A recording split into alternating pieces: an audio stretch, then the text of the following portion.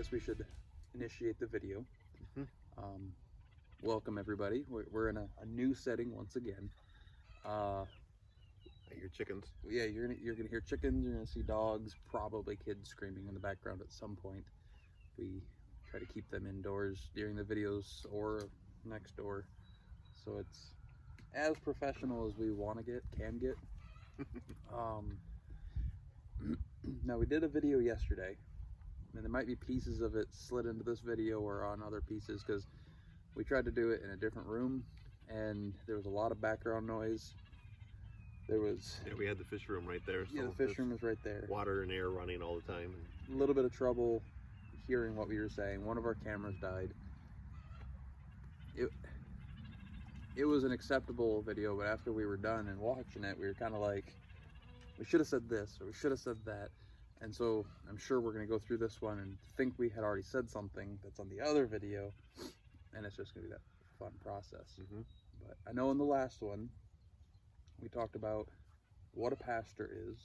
Well, we started to, and we got segued into something else. Well, let's start there then. Yeah, so that's something it's been on my mind a lot, and it's interesting that in the Bible, the New Testament, Paul, there's that dog. Paul talks about, a pastor. You got the five, what they call a fivefold ministry: pastor, prophet, evangelist, mm-hmm. apostle. Just five. And I should have looked it up in Ephesians. But so we've got this office, as we call it, and I don't know if I like that, but the office of a pastor, or the position of a pastor, and the word can actually be translated either way, as a pastor or a shepherd. Mm-hmm. And even some congregations will use the word shepherd a lot. I think that's a good picture of what a pastor. Better than preacher. Better than preacher, yeah. Because I think the person we listened to this morning said it pretty well, that a preacher really is all of us. Mm-hmm. We are all to proclaim the name of God, to live that out, and I agree with that 100%. So what's a pastor's role in a church? Is we say, okay, a lot of denominations say, well, some of those roles are no longer active. We don't have apostles anymore. We don't have prophets anymore, that kind of thing. Now you can discuss that, disagree, and I'm not even making a case either way, but the point is, do we still have pastors? Yeah. Now, without rabbit trailing, should we explain why the discussion of what is a pastor came up to us? I'll jump in. All right, so we've been Bible-believing Christians since I was born. You were raised in a very strict Baptist home. Mm-hmm. Mom was raised in a, what would you consider that? Whatever went. Yeah. Still rather strict to a point, mm-hmm. but also quite lenient in other areas. Yeah. I think the denomination was Wesleyan, but it wasn't Wesleyan. It was whatever kind of was going that day. Backwoods Redneck Church. But then went to school in a Baptist, a hardcore fundamental Baptist. Okay. So a little bit of both. And then when I was little, we didn't really have. I remember going to the church in Pelston a handful of times, and then I remember you had your falling out with the church, not with God, because I remember we started having Bible studies on the pink couch in the second living room. Yeah. I remember that. Interesting memory. Yeah. We tried doing that, and it didn't last a long time. But I remember you sitting us down and saying, I'm having issues with what the church is doing, but not with what the Bible's teaching. Mm-hmm. So we separated from the church, the institutional church, and so that's more how I was raised. It was away from that. And then my teenage years, we found River of Life. Mm-hmm. There's a story we can get into, but that would rabbit trail us off of where we're going. And I think actually we covered that in the first video we ever did, right sitting right there, was how we got into River of Life. And then we ended up at long course of events, lots of other churches, and then at this Nazarene church. And as you said yesterday, never intended to stick around. No. But we found a pastor who was preaching about what a church is, and it's not a building, it's not an institution. He used the word ecclesia. He used the word ecclesia, and we really liked him. We latched on to him. We became good friends. We had conversations like this, minus the cigars and alcohol. And it was a huge growing point, I think, for both of us. And then he did the corporation thing. He bailed. Where he found a better job, and from our ignorant point of view, he was, as he said, following what God wanted him to do, which is what everybody in that institution says when they need to bail for whatever reason, good reasons or bad, and left the whole congregation on a Sunday morning like, we've got plans with you. Right, that he's heading up. That you're heading up these plans, and you have a vision that's lasting years, if not decades of lifetimes, and in 3 weeks you will be gone from our lives forever. That hit kind of hard. It hit hard. And again, we don't have an issue with this individual. We miss him. We wish he was still here. If he came back next week, I mean, we'd probably cry and hold him and, say, we're so glad you're back. Do you need a place to stay? Because we'll make an extra room for you while you get back on your feet. In a heartbeat. So we're not angry with him, but you spewed some bitterness, as you put it, Wednesday night. You want to touch on that, and then we'll come back? Yeah, and I try to separate the person from the problem in the church in America. We see this everywhere. I know a friend who is a Methodist pastor, and they literally will keep them in a church only so long, and then they move them up. I mean, it's an intentional move. They don't want them getting too long in a congregation. And I remember hearing that and thinking, boy, that's weird, but they want to be able to grow churches, and so they take their best pastors, they put them in a bigger church, and they hope to grow that church. And would there be a different word for that would still make sense in that context? Almost like I can't think of his name. Who's the guy that had the huge church, and then he's the Asian guy. Can't think. I wanted to say Jackie Chan. That's no, not the right guy. No. Yeah. He wrote Crazy Love. It's very good. Anyway, Chan. Francis Chan. There you go. Chan. Yeah, Jackie's brother. Yeah. So that's kind of what he does. Not Jackie's brother. Maybe. I don't actually think he's Asian. He's probably something else. Right. Oriental of some sort. But that's kind of what he does. He'll go and he'll establish a small satellite and then move on. But he wouldn't proclaim himself to be a pastor. No. And where there's some discussion is a lot of churches would call that apostle. Okay. He's a guy who goes out and establishes churches, builds them up, and then moves on, and he kind of directs the ones that are left. He comes back once in a while and says, "How's it going? What are you dealing with? You're getting off full track here. Let's get back, see what the Bible says, and bring it back." That's that. So if you were to like I say, there's a huge discussion of whether there's still apostles, because the definition to other people is they had to have seen, physically known Jesus in the body. And that's okay. It's a terminology thing, and I'm not offended by that. Yeah. But definitely a church planter person who can move on. And I think in that role, then you've got somebody who you already know they're transient. You already know that is their job, is to establish and move on. To establish and move on. And maybe today we call that a missionary or something. I don't know. A local missionary. But whatever you call it, it's a known position, a known. Yeah, they don't think you're sticking around. Right. The people aren't duped into thinking that you're going to be there for the rest of their life. They're not getting that kind of connection to you. Right. And he's not making business moves where he's, moving on up. That's not the. So if an apostle or something of that context isn't a pastor, what about like an evangelist? Like a traveling evangelist, they're going and they're doing the thing. Is that what we would consider a pastor? I know the answer, but for... It's interesting. I asked a well-respected pastor recently, what's an evangelist? And of course, he told me the textbook answer. But I said, no, what's it say in the Bible that an evangelist is? We have a couple names in the New Testament of people who were evangelists, but we don't really know what their life looked like and what they did. So in today's vernacular, we say an evangelist is somebody whose passion, whose heart is to go town to town, proclaiming the name of God in a way to bring the lost to Jesus. That's his only goal. So they're not starting churches. No, they're not installing pastors. they may not even be directly related to a church. They're seed planters. Mm-hmm. And they show people, hey, there's a good church over here. You might want to, if this clicks with your heart, you might want to go check out something like this. On a big scale, Billy Graham was an evangelist. Okay. He would come into a town and have this big event. Thousands of people would come. They're not coming from churches per se, although a lot of churches were involved in the program. But the idea was to bring in the lost to hear the gospel, and then send those people out after they've heard the gospel to a local church, to a local body of believers.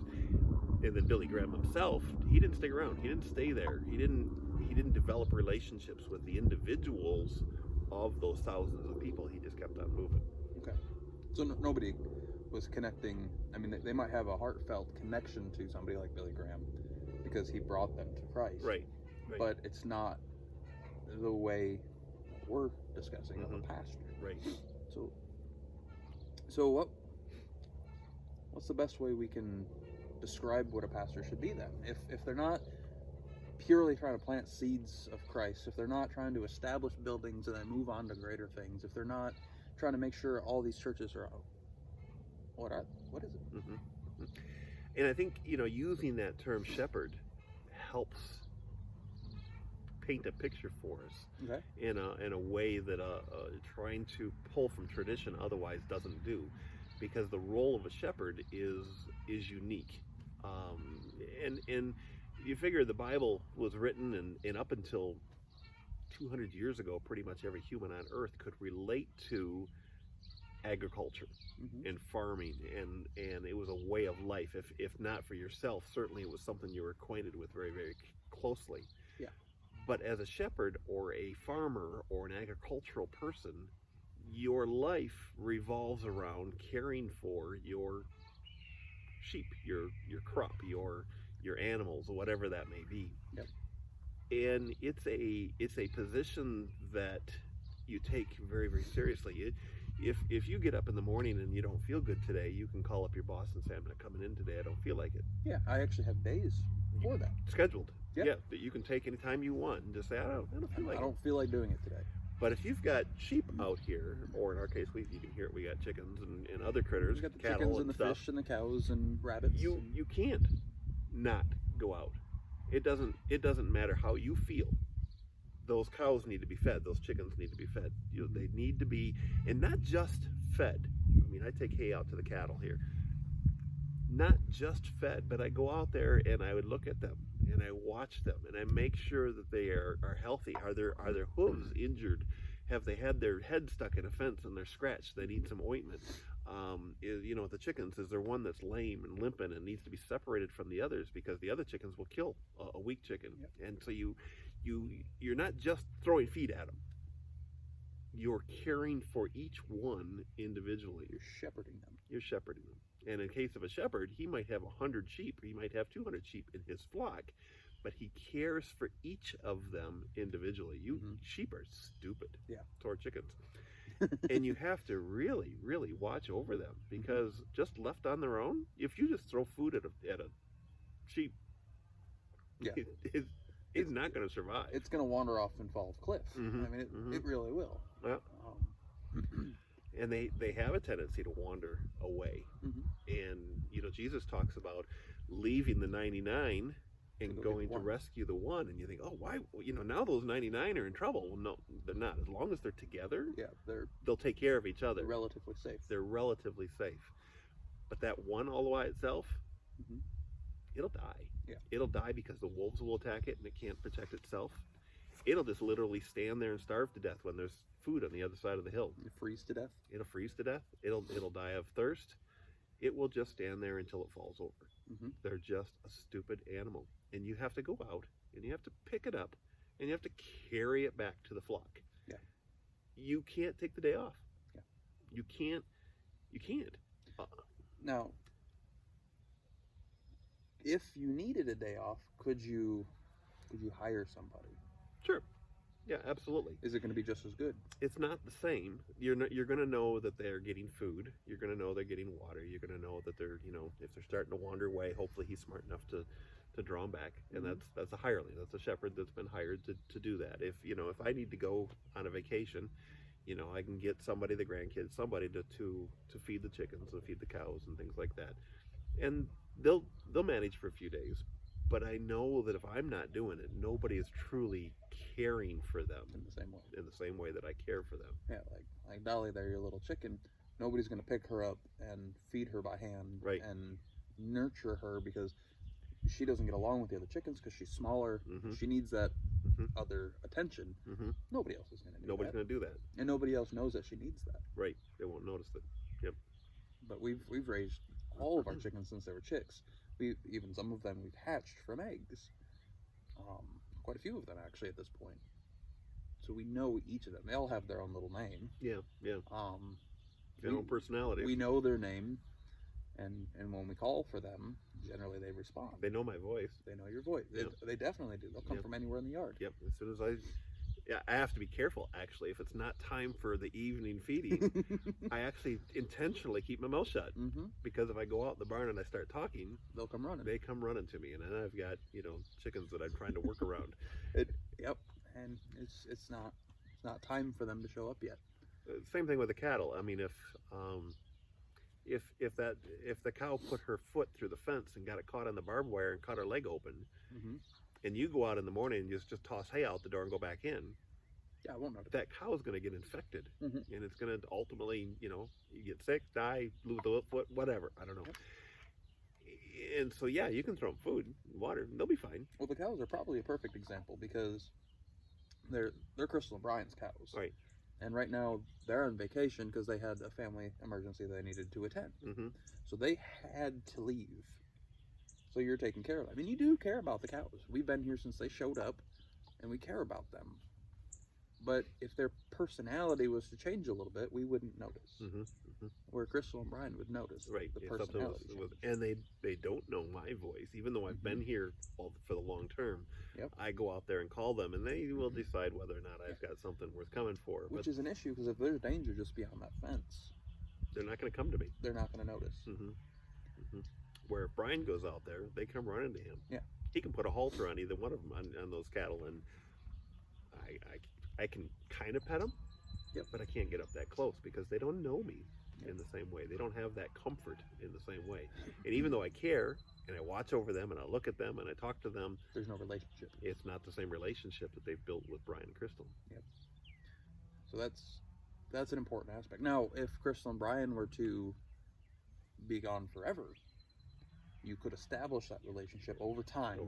It's going to take additional effort on your behalf. They'll have to become more intentional about it. But it's not like chicks who see the first thing they imprint on it as their mother, and forever anything else is a danger. You can earn that trust. But it takes time, it takes commitment, intentionality. And you got to earn it. Takes time. And so relating shepherd, that word shepherd, that terminology, to a pastor, you can make that connection really quickly. A pastor is a person who cares for his flock, his sheep, his people. It's a matter of protection, yes, for sure. It's a matter of teaching, yes, for sure. But it's getting to know each one individually, not just feeding them, not just standing at the pulpit and preaching and I'm done for the day. Because if all you're doing is preaching and teaching, your job doesn't end at 12:01. That's right. You're going to lose your sheep because they will get nourishment, they'll get the food, they'll get the absolute necessities, and they're going to go home and they're going to deal with something on their own. Now, if your flock gets big enough, or if the dangers around your flock are bad enough, you might need ranch hands. You might need a dog, a sheepdog, Mm-hmm. for instance, somebody to help protect them and help guide them. But even though that dog cares and enjoys the job, They do. they don't know what to do. Right. They don't take full responsibility. Yeah, they're kind of lost. Like, I'm going to do the best I can by the knowledge you give me. Mm-hmm. It's what you tell me to do.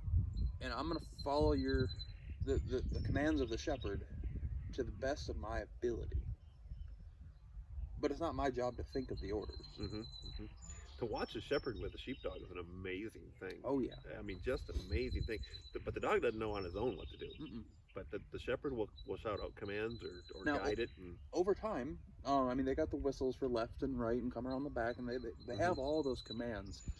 And in time, if you have the same flock in the same field going into the same pen, you have the same dog, and the dog learns the shepherd, patterns, yeah. then that becomes easier. Less commands are needed to get this flock to where they need to go. But again, you take another good shepherd and give that dog to that shepherd, the commands are different. Yeah, it's not going to work. Even if you use the same whistle, the whistle sounds different, and they don't know anymore. Yep, it'll be a little bit more confusing. So again, you got to earn the trust of now both the sheep and the sheepdog. Yep. And if you've got one sheep that's being maybe picked on by the other sheep, or you got one that's maybe got an injury on its foot, The dog doesn't know that. the dog's not going to pay any attention to that. Not going to realize It's that not the going same to see way. it, where the shepherd will see. Yeah. Now, if you have a sheep that's being attacked and the shepherd doesn't see it, the dog will defend that sheep because it knows that's its place. That's what it's supposed to do. Yeah, it'll fight off the wolf. Yeah. Because the shepherd can't get there in time. So that's important, and that's more the role that I see myself in. I don't know the commands, but I can take orders. I can do what I need to do to protect. Yep, that's good. I like that analogy. Also, you may hear gunshots in the background. We are definitely out in the country. Yeah. We are not in any danger. I don't think. Well, we're also prepared for that at the moment. If you see one of us fall over, oops, that one ricocheted. Yeah, right. So Jesus tells this story in the book of John. This is Jesus' own words.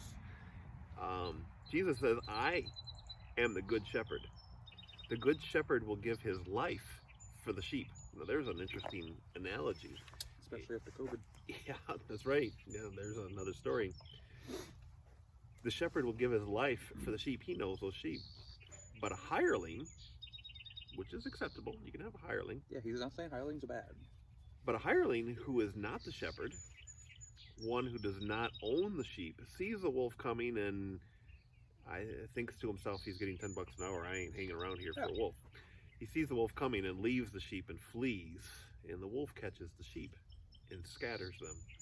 The hireling flees because he's a hireling and doesn't care about the sheep. Yeah, he can get another job protecting other sheep. Yep. So he's not going to give his life for him. And then Jesus repeats himself. And he says, "I am the good shepherd, and I know my sheep, and I'm known by my sheep.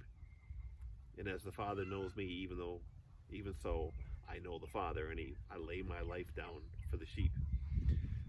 So here's Jesus using that agricultural analogy of a shepherd. He's the good shepherd. And so a lot of pastors or a lot of congregations or denominations or whatever will say, well, yeah, Jesus is the good shepherd, and all these pastors then are hirelings. And I would argue and say, no, I think you missed the point. Yes, Jesus is the good shepherd, and we are disciples. We are to make ourselves as pastors, and I'm not putting myself as a pastor, but as a pastor should look at that and say, yes, Jesus is the good shepherd, and I'm going to pattern myself after the good shepherd. And I will take that responsibility of being a good shepherd the same way that Jesus does, and I am willing to lay my life down for my sheep. Now, laying my life down doesn't necessarily always mean I'm going to go out and, fight off the wolf and to the death. Maybe. But it also means I'm giving up the next 60 years of my life to take care of this flock, no matter what that means. And if I'm hungry, I'm going to make sure my sheep are fed first. Yes, yep. That comes first. And it may mean poverty, it may mean sickness, it may mean struggle, it may mean all kinds of stuff. It might mean I'm the best pastor in the world and I could have I could have a congregation of 5,000, but I'm stuck in this little country hick church. And, I've got gifts that God could be using. That's not what a shepherd does. A shepherd doesn't get a different flock because he thinks he's a better shepherd. He sticks with his flock. So what happens, because this does happen, if somebody's been over a flock, they've been a pastor of a church for 15 years or so, maybe even 5 years, whatever, they've established their flock. Their flock knows their voice. They trust them. And good relationships. And they truly feel that God is asking them to go somewhere else. How do you handle that? Would you cut ties and be like, this is what God wants them out? Right. Or would you, over the whole time that's starting, you'd be raising up a Timothy? Yeah. And I think that's the point, is the best shepherds are raised up from within the fold, and that's where the analogy of sheep maybe falls apart, because the sheep can't become a shepherd, but they do in the biblically spiritual speaking, is that from the fold of sheep, from your congregation, from your people, a pastor should be. Won't go there. A shepherd a pastor should be growing up disciples. And a disciple is somebody who wants to be just like their rabbi. Yeah. So if this pastor is just like his rabbi, Jesus, and I'm a disciple of this pastor, and I want to become just like that pastor, that should mean that I'm becoming just like Jesus. That shepherd, that pastor should be pointing me directly to the good shepherd, the true shepherd. And so if this pastor has to leave, maybe he's sick. Yep. Maybe he's 85 or life happens. How old is Pastor Barnett? Yeah, he's 90. Days from being 90. Yeah, he's almost 90 right now. By the time this video comes out, he will be. And in my mind, there is a man who for 5 decades was a shepherd. Now, is he still pastoring that church, or is he? No, due to health, he's had to step down. Okay. But he's got somebody from within his congregation or family from his congregation that both he trusts and the congregation respects. Right. And he was able to bring him in. And he's still there. Yeah. Watching over. 90 years old, he's still watching over his flock. He still cares about those people. He still spends time with them and talks to them and deals with them and takes care of their wounds. And as this new shepherd now is coming along, he's still guiding. He's still guiding. He's still watching over that flock, and he will until he dies. Yep. And by then, hopefully, this new shepherd will be ready. And hopefully, he will stay there for 5 decades or whatever. And that would be what a shepherd would be. So, taking a pastoral position isn't necessarily a death sentence in that congregation, but it should be your final goal, destination is to be there, unless you are truly called somewhere else. Right. And that's a tough one, because truly called, I struggle with that, because so many people use that terminology to justify what they want. That's why I didn't say called. Truly called. Yeah. Which generally, if you look at biblical stories, when you're called to something, you don't enjoy it. Yeah. Well, I always think of Jonah. People always say, "Well, I've really got a heart for the people over in East Texas, or for whatever, name it." And it's like, Jonah didn't have a heart for Nineveh. No, he wanted them dead. Yep. Even when he went there and preached, and they turned their lives over to God, he was like, he was so mad. I really wanted to sit up on this hill and watch fire come down from heaven. I wanted him to burn. That's all he wanted, is to watch him burn. And that would be the kind of example of why God would call you, because, like I said yesterday, when they were talking about praying for you, is the praying for you is not necessarily for you. Right. And so for Jonah to go help those people of Nineveh, that wasn't for the people of Nineveh nearly as much as it was for Jonah. Yeah, in a lot of ways, that's true. Yeah. So if you're being called somewhere, it's probably because you have an issue in that area, and you need to be broken down and rebuilt. Yep. And I wonder how many pastors, when they feel they're being called to the next bigger church that pays more, it's because it's have sat down with their elders, and so many churches don't even have an eldership, but it should be a group of men within the church who are godly, spiritual pillars that shepherd can depend on in a time of need, and has come together with them and say, hey, I have really got a heart for X over here. Can you confirm this for me? Number one, I'd like you to go to prayer and confirm this for me. Number two, can we over the next 5 years build up, Johnny over here, or Timothy, biblically speaking, to be my replacement so that I am then free to go over here. Yeah. So over the next few years, can the congregation begin to trust Timothy enough with their lives, and we know that Timothy can handle the wolves, and he can teach the sheepdogs, and then I can am free and released then to go to wherever it is that I believe I'm called. And instead of saying, usually the way you find that person is they've been wanting it since you started. Not wanting the position, but wanting the passion. They've been wanting to learn. They've been wanting to grow. And they've already established relationships with the people. They've already been protecting their flock. They've already been feeding their people. And if you put that into an institutional church setting, maybe they're teaching, maybe they're visiting the sick, maybe they have ministries within the body that maybe they're taking over the youth program or something like that.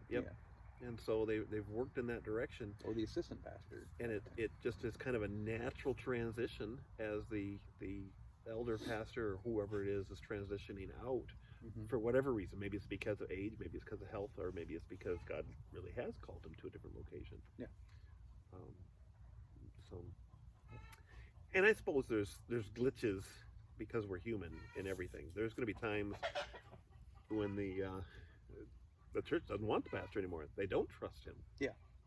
Maybe he's got issues in his life that they see, and they're saying, we just need a shepherd that's going to take care of the flock. He's giving teachings that aren't biblical. He's gone down a really weird path with his teachings, and you need to go. You've got, in the book of Timothy, the book of Titus, a couple other places, Paul lays out the qualifications of an elder or of different offices there, and he never says specifically pastor, but you can insinuate that those qualifications would be true all the way along. And there's about 10 things he lists off. To be a father of children who are godly kids. They're not given to problems. They're not given to much wine. They're the husband of one wife, which I always think is funny. Does that mean they have to be married to one wife, or does that mean they should only have one wife? A minimum of one, or a specific one? There's another video. But so if you have a pastor who's been there for 30 years and he's become a drunkard, okay, we have to. We've talked to him about it. We've dealt with it. We've worked with it. We've got other people within the congregation who have risen up to teach and to guide. And this guy just is really not a true shepherd. Then maybe it's time to say, okay, we're going to usurp that position in some other way. But again, you don't just leave the flock without a shepherd. You just can't, or they're going to scatter and they're going to die. Which, I don't want to make this too personal in our situation, but when our shepherd abandoned his flock, most of the flock never showed back up. They left. We were down to just a handful of people. They went and found, hopefully, something else. And in my mind, it's more than just the fact that people left the congregation or our numbers went down. You've got lives that were devastated. Oh yes. And I'm thinking of one young man, who I'm talking about, who looked to him as a father figure that he didn't have a father in his own life. And suddenly he, over the course of months, he's grown attached in a way that here's a spiritual mentor that God has placed in my life. And one day he's just gone. And every father that this boy has ever had did the same thing. So it must be that God is going to do the same thing to me. And I can't tell you how many people have been hurt. They say hurt by churches, and that can mean a lot of different things. But if that man who is the trusted shepherd over this flock abandons his flock and causes that kind of damage, Jesus says it'd be better if a millstone was tied around his neck and he was thrown into the sea. Yep. That's scary stuff. Yeah, that's very specific.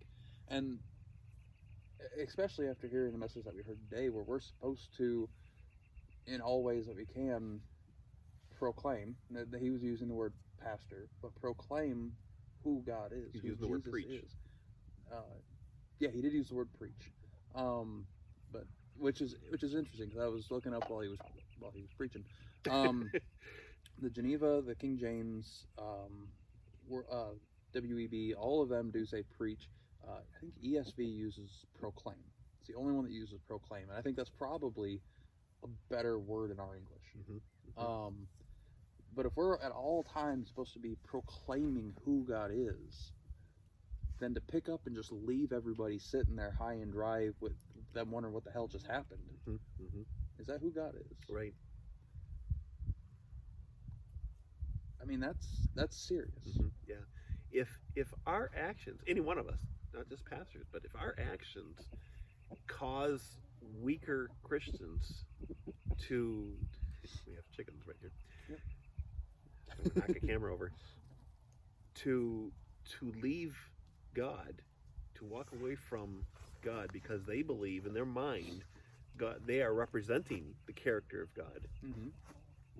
That's a dangerous place. But if, and using the recent example, and we don't mean to pick, because it's just an example of this is happening all over America. Yeah, and to be specific here, this is, like you said, we're not picking, we're not spewing bitterness at you if you are watching this and you know who you are, but you have opened the door to our frustrations of other instances in the past. We've seen this all over, yeah. And pulled the scales from our eyes a little bit. So maybe this was all supposed to be a teaching moment for us, and this is all part of God's plan, but it hurts too much for that. So we're not attacking, but we're hopefully helping other people who have felt the same pain and same betrayal in their history. I just wanted to throw that caveat out there. Yeah. Whether it's in this particular congregation or anywhere 1,000 others, like million others across the country. This is a common thing. It is. That's why, I mean, just the board. I was surprised in our group. That's what I was just gonna say. how nonchalant. Yeah. They're just like, oh yeah, the last guy made it 2 years, and this guy made, I don't know, whatever. Yeah. And they're okay with that. Yeah, we're like, what? I mean, a couple of them weren't. Right. A couple of them were like, I'm on the board and I didn't know until everybody else knew. This is hurtful, because I finally found somebody to learn from, somebody who I felt had that connection that could actually help me grow. Yep. And they just jumped. Yep. It's like any relationship. If I'm in a marriage gone bad, my spouse takes off with another person. But you'll find a new husband. There's lots of husbands out there. Yeah, you get a different relationship. And so I think, okay, I'm devastated. And 3-4 years later, I finally marry again. And then that person abandons and takes off. Pretty soon, you know what? I'm not interested. Yep. And God's supposed to be just like your perfect spouse. Well, all the other spouses that I had, they lasted a short time and then they just broke my heart. Right. So why would I do it? Nowadays, fathers are not in the homes because they found something better. They moved on. They abandoned their home. And they didn't take that shepherding of their children seriously enough to stay there. Maybe not always in the best of circumstances, but I've got children. And I'm going to raise those children to be children of God, regardless of how perfect this marriage is. Yeah. And it's sad that that's happening all over America and maybe all over the world. Yeah. And I think that's by design. I think that's an intentional thing, because when you have sheep that are wandering, when you have children who have no guidance, they find guidance in things like government. Yeah. Yeah. And so they can easily be controlled. But that's, again, a whole other video. But it does kind of pull at the idea of, if people are generally abandoned, they can be taken over by something evil. They can find wolves. They can find assurance in something evil that will eventually devour them. Wolves in sheep's clothing. That can be relationships. That can be substances. That can be all kinds of things that will replace the love and affection of God. Yeah. So I think, I hope if somebody's watching this who's gone through this and been destroyed by a shepherd leaving the flock, I hope this video can touch them in a way of, that's not normal. It's not the way it should be. It's not, that's not the way it was intended. That's not shalom. Yeah. That is tohu vavohu. That is chaos. That's not the way it was supposed to be. Also, if you are the shepherd who's done this to your flock and thought that was just the way of business, because that's the way you grew up. Yeah. Yeah, that's true. My dad left when I was a kid, and so, I left my kids, and I didn't think anything of it. I raised up fine. My kids will raise up fine, even though I'm not there. If you grew up in a church where your pastors just came and went and nobody cared, they went to the next bigger, better thing where they could touch more people, and you're hearing for the first time thinking, I screwed up. It's okay. Yeah. Just fix it. Don't do it again. Especially as a pastor of a church, you should know that if you've screwed up in life, there's grace to get you back on the right track. That's literally what church is about, is to explain that to people. If you've screwed up in your life, there's a way back. That is the gospel story, is that redemption. Yeah. That there's always second chances. Yeah. But that's called repentance. That means You're stop about turn. doing that and do something different. Yep. Yeah. For sure. You can't always go back and fix it, but you can change today. Yeah. Forward. You can change tomorrow. Yeah. So that leads me to a question, and I haven't thought this through yet. Where does that leave, and I'm going to ask myself this, where does that leave me in this, now I'm in this congregation, this group, this assembly, ecclesia, and I no longer trust the pastor. Yep. That's a scary word to say, that I can't trust. So a new guy, we have a new guy that's come in, and sadly, there's a part of me that says, okay, I like you, but I don't trust you. Yeah. You're going to do the same thing as the last guy, so I'm not going to build that relationship. Correct. Not only for myself, not only am I putting up a barrier and saying I'm not going to trust you. I'll listen to you preach, and I'll enjoy your sermons, and I'll appreciate your intelligence and your wisdom. education, your training, your wisdom, and all of those things. But you're not going to be my shepherd because I can't trust. That's number one. But that puts him at a disadvantage. Correct. Now, it's not fair that I'm superimposing my emotional reaction on him. He might be trying to do exactly the right thing. Well, and I think, it comes down to the verse, a man who trusts his heart fully is a fool. So, to trust your heart, if I'm just going to put up this wall and that's it, I'm never letting you in, that would be trusting your heart purely, and that would make you a fool. So to propose the question in general is wisdom in itself. Now, that doesn't mean you have the answer. Yeah. But you kind of have to establish, where are you? So I'm, as I said in the video yesterday, I don't see myself as a sheep. If I saw myself as a sheep in the congregation, I either need to hope that this is a good shepherd, or I need to go find one. Yeah. As a sheep dog is where I see myself, is more of the, I just need to try to keep these together. And hopefully, I'm going to be a little standoffish with, this shepherd, because I don't know your calls yet. I don't know your commands. I don't know what you're doing, if that's right. I know the flock was heading this way and they were doing good.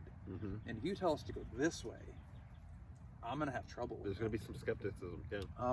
We're going to make that trip really slow. I'm watching over every hill. Yeah. I'm going to go ahead. I'm going to look. I'm going to come back, and I'm going to circle. I'm going to go ahead. Yeah. And a lot of times we've been here before. Yeah. I'm not going there. And it didn't work. Yeah, I know there's a cliff and because of tradition, you want to come back over here again. Yeah, no. And it's like, okay, we were there, and there was crabgrass there. Yeah, little Timmy fell down the well. Yeah, I mean, right. Yep. So, So that's one question, and we can pursue. And the other is, what is now my responsibility towards the congregation? There's a piece of me, and this is my spewing bitterness, as you said, that wants to protect the sheep from the shepherd. Correct. That's not fair to the shepherd or to the sheep. Okay, well, let's put this in a family context as a house dog. That's you remember Luke when we were younger. If anybody came and was aggressive towards me or Crystal, he would bite him. Yeah. Nicest dog in the world. Yep. So if you showed up looking a bit off, he would growl. He would be a little standoffish with you. But as soon as we established that we were okay with him or them, whoever they were, that person, yep, he was fine. Right. And I think if that's where you find yourself is more of the sheepdog aspect, you do need to be a little bit standoffish and be like, hey, I'm not going to let you hurt these people. Yeah, yeah. And I don't know if you intend that.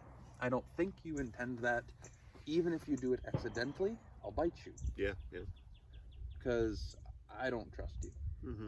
If you pick it's up, not your fault I don't trust you, but yeah, it doesn't change the fact. Until you've earned that respect, until you've earned that reason to be trusted. Yeah.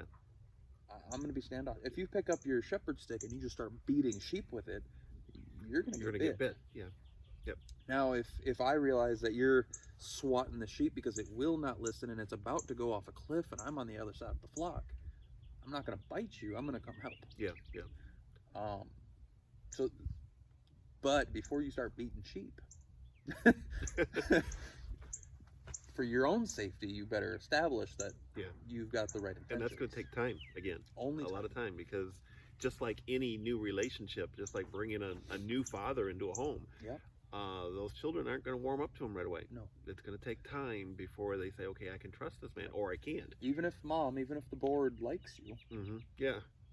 The children shouldn't yet. Nope, they're not ready for that. Yep. They've already been stung. They've already been hurt. And it's going to take time. And it's probably going to take about 2 to 4 years. And if you move on to the next church by 2 to 4 years, then you've just made it all the more impossible for the next guy. Yep. So yeah, and so I struggle with my role in this now as a person who never wanted to be part of this whole flock to begin with, and still really don't. I mean, it's mostly, it's not their fault. It's just the idea of the whole institutional system that I struggle against. And we can do that in a whole nother video too. That's a whole nother discussion.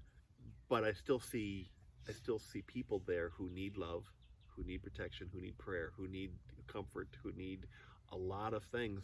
And the new shepherd doesn't know what their flaws are. Yeah. They don't know where the hurts are. Yeah. And has that sheep always had a limp, or is and if he's going to be gone in 2 years, I don't even want them getting close to that shepherd. Yeah. And so, I could accidentally create a barrier that I shouldn't create, but at the same time, I can't just walk away from the sheep and leave them. Oh, we got a new shepherd now. Well, I'm out of here. Yeah. It's too dangerous. Yeah. It's too dangerous. I can't trust that. Yep. So I think that leaves us standoffish with the shepherd in a hope that we won't need to be soon. Yeah.